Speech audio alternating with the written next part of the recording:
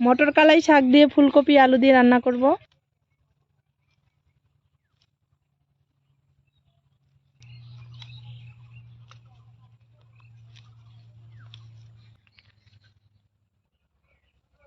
এগুলোতেই হয়ে যাবে।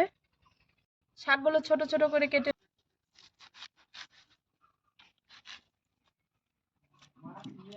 মাছ হলুদ লবণ দিয়ে মেখে নিয়েছি, দিয়ে দেব।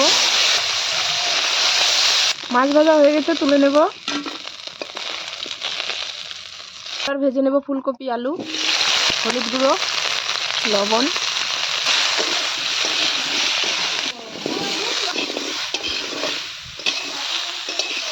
আলু ফুলকপি ভেজে নিয়েছি, নামিয়ে নেব। ফোড়নের জন্য তেল দিয়ে দেবো। ফোড়নে দেবো গোটা জিরে, দিয়ে দেবো আদা কাঁচা লঙ্কা বাটা, টমেটো কুচি, হলুদ গুঁড়ো, লবণ। মশলা থেকে তেল ছেড়ে দিয়েছি ফুলকপি আলু ভাজা।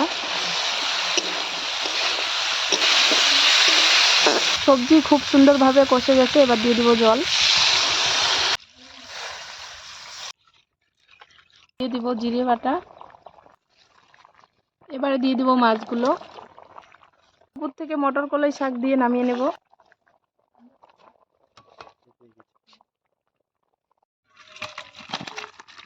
শীতের দিনে আমাদের বাড়িতে এইরকম মটর কলাই শাক দিয়ে রান্না হয়। ভিডিওটা যদি ভালো লাগে কমেন্ট, শেয়ার, সাবস্ক্রাইব করে